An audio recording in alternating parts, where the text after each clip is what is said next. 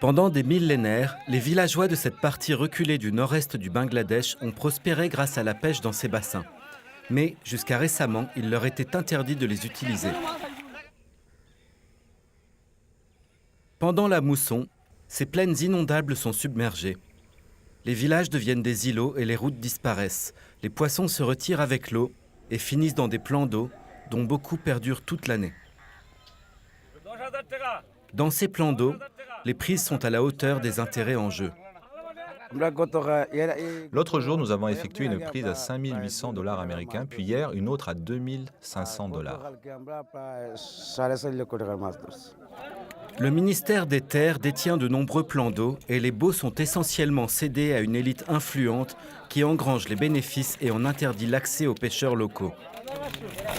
Après de longues batailles juridiques, le gouvernement a réussi, avec le soutien du Fonds international du développement agricole, le FIDA, à restituer plus de 250 plans d'eau au groupe de pêcheurs pauvres. Avant, les plans d'eau appartenaient à l'élite locale. Les pêcheurs pauvres étaient négligés et on leur refusait l'accès aux plans d'eau. Nous ne pouvions même pas cultiver nos terres près des plans d'eau. Aujourd'hui, nous pouvons pêcher et gagner notre vie. Aboul Kachem est le secrétaire de ce groupe de 40 pêcheurs. Ces groupes d'exploitants sont gérés démocratiquement. Le travail et les bénéfices sont partagés à parts égales entre les membres. Et pour la première fois, les femmes y participent au même titre que les hommes, modifiant ainsi leur rôle au sein de la communauté. Parul Begum, 40 ans et mère de 5 enfants, a repris confiance depuis qu'elle a rejoint le groupe. Maintenant, les gens m'appellent pour participer à des réunions et à des activités sociales. Je discute avec les gens et m'exprime en public. Les gens me respectent beaucoup plus. Avec le soutien du FIDA, les membres du groupe ont appris à gérer eux-mêmes leurs plans d'eau.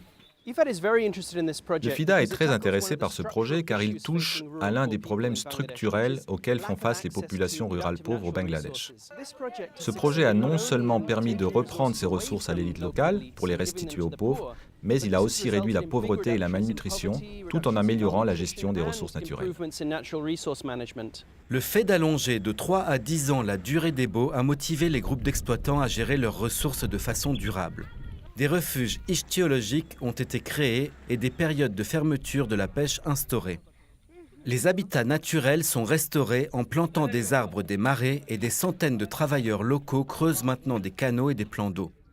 Les résultats sont tangibles pour tout le monde. La première année, nous avons empoché chacun un bénéfice de 51 $, puis 90 $ l'année suivante. L'année dernière, nous avons gagné chacun 257 $. Espérons que cette année sera encore meilleure. Les poissons se multiplient, entraînant un enrichissement de la biodiversité de 88 à 133 espèces et une production accrue de 60 kg par hectare.